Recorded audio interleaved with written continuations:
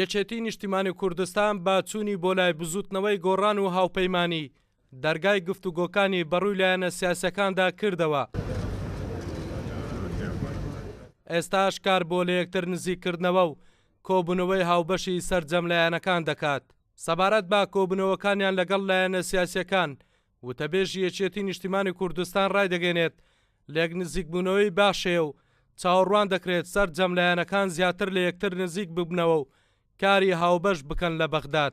لەمەڕ مەوزوعی عێراق ئێمە باشمان هێناوە تا ئێستا ئەو پرۆژەیە کە هەیە لە نێوان پارتی و یەکێتی نیشتیمانی ئامادە کراوە بۆ ئەساس لەمەڕ گفتوگۆ لەسەر پێکهینانی حکوومەتی عێراقی فیدرال برایانی کۆمەڵی ئیسلامی پاش چاوپێکەوتن بەو پرۆژە و کاتە ڕێی خۆیان لەسەر ئەرێنی یان نەرێنی لەسەر پرۆژەکە دەدەن، بەڵام بەگشتی هەڵسەنگاندنیان بۆ ئامادە سازیەکانی کە کراوە و هەڵوێستی کورد و خۆساغ نەکردنەوە لەسەر لایەنێک بە پەلە پرۆزە و بە پەلا بە ئیجابی نرخێنرا لە پێناو ئەوەی کە مافە یاسایی و مافە دەستوریەکانی کورد لە عێراق دابین بێەوە ئێمە بەدەستی بێنین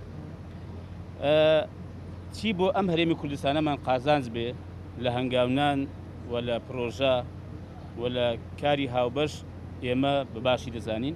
دوای هەنگاوەکانی یەکێتی نیشتیمانی کوردستان بۆ دەستپێکردنەوەی گفتوگۆکان پارتیش سەردانی یەکگرتووی ئیسلامی کوردستانی کرد و کۆبوونەوە بڕیارە لە چەند ڕۆژی داهاتووشدا سەردانی لایەنەکانی دیکە بکەن.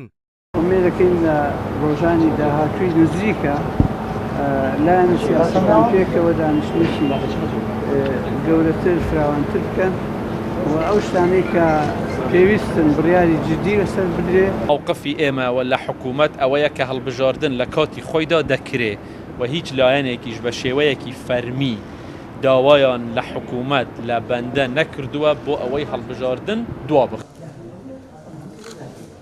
بۆ گفتوگۆکردن لەسەر دروستکردنی گەورەترین کوتلەی ئەنجومەنی نوێنەرانی عێراق بڕیارە ڕۆژی هەینی وەفدی هاوبەشی یەکێتی و پارتی سەردانی بەغداد بکەن و ژمارەیەک دیدار و گفتوگۆ ئەنجام بدەن.